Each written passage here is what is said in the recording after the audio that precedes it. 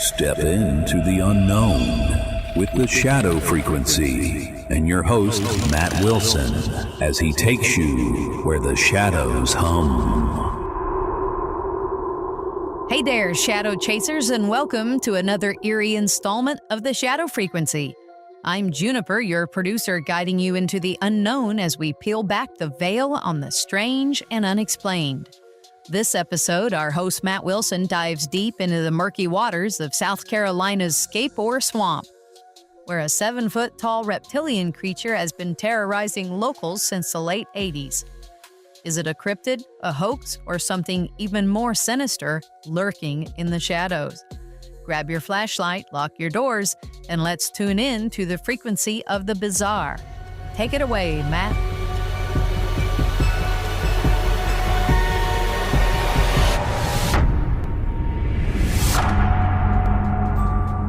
Hey Shadow Chasers, Matt Wilson here, and this episode we're heading into the swampy heart of South Carolina to unravel the legend of the lizard man of Scape Swamp. Picture this. It's the summer of 1988, and a 17-year-old kid named Christopher Davis is driving home late at night near Bishopville. He gets a flat tire, classic horror movie setup, right? As he's changing it, he hears something rustling in the bushes. He looks up, and there it is. A 7-foot-tall, scaly green-skinned creature with glowing red eyes and 3-fingered claws charging straight at him. Chris bolts to his car, and this thing leaps onto the roof, clawing at the metal like it's auditioning for a monster flick. He floors it and escapes, but not before the lizard man leaves scratches and dents all over his ride. Now, this wasn't some one-off tale. Over the next few weeks, more folks in Lee County started reporting sightings. Cars were found scratched up, livestock went missing, and muddy 3-toed footprints started popping up around the swamp. The sheriff got involved, and soon the national media caught wind of it.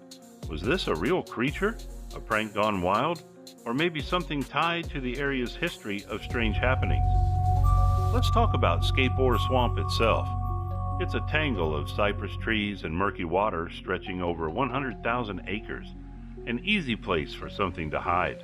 Locals have whispered about oddities in those woods for generations, but nothing concrete until Chris's encounter lit the fuse.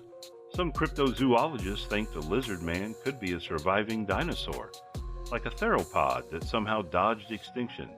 Others say it's a mutant, maybe tied to the nearby nuclear power plant. Skeptics, of course, call it a hoax, some guy in a rubber suit stirring up trouble. But here's where it gets weirder. In 2008, a couple found their van chewed up, bite marks on the fender, and more of those 3-toed prints nearby. Then in 2015, a woman snapped a blurry photo of what looks like a humanoid reptile near the swamp. Coincidence? Or is something still out there, watching from the reeds? We'll dig deeper after this quick break. Stay tuned, Shadow Chasers.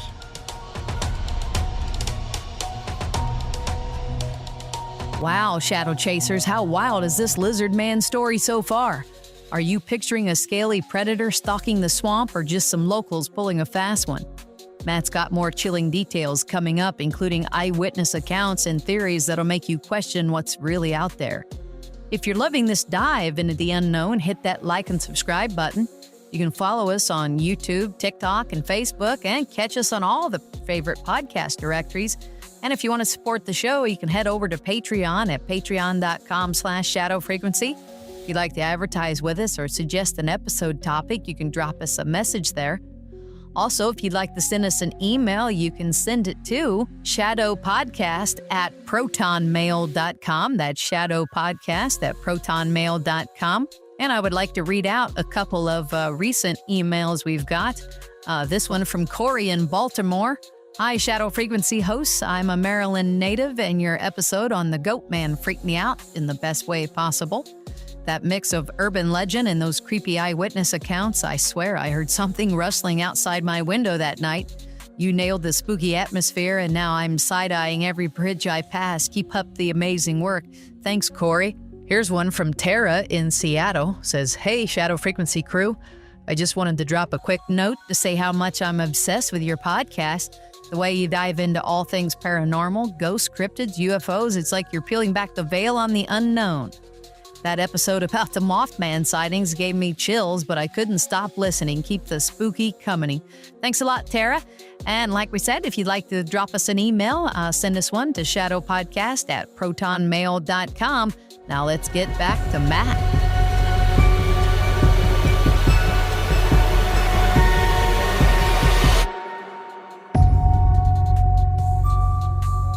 Welcome back, Shadow Chasers. Before the break, we left off with the lizard man leaving claw marks and blurry photos in his wake. Let's jump into some of the juiciest eyewitness accounts.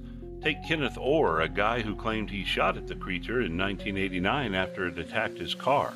He even turned in a handful of scales and blood to the sheriff. Except, oops, turned out it was fish scales and a staged story. Kenneth fessed up to the hoax, but some folks still wonder if he saw something and just embellished it. Then there's the 2011 sighting.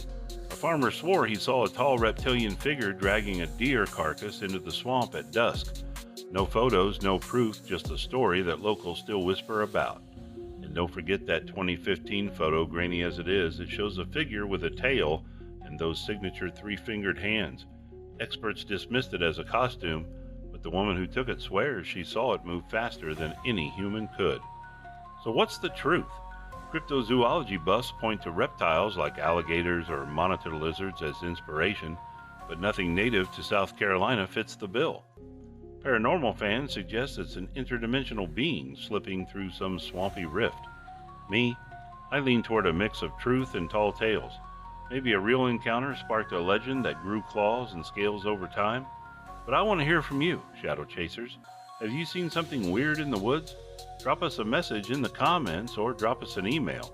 Until next time, keep your eyes peeled and your ears tuned to the Shadow Frequency. That's all for tonight, Shadow Chasers. I'm Juniper, your producer, and I hope the lizard man of Scape or Swamp gave you a shiver or two. Big thanks to Matt Wilson for guiding us through the shadows once again. We'll be back soon with more tales from the edge of reality, so stay curious and stay spooky. Catch you on the next frequency.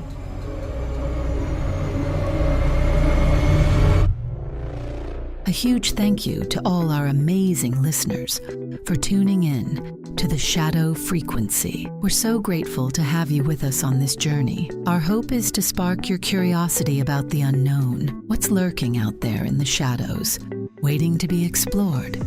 Keep listening, keep wondering, and let's uncover the mysteries together. Much love from the team at the Shadow Frequency.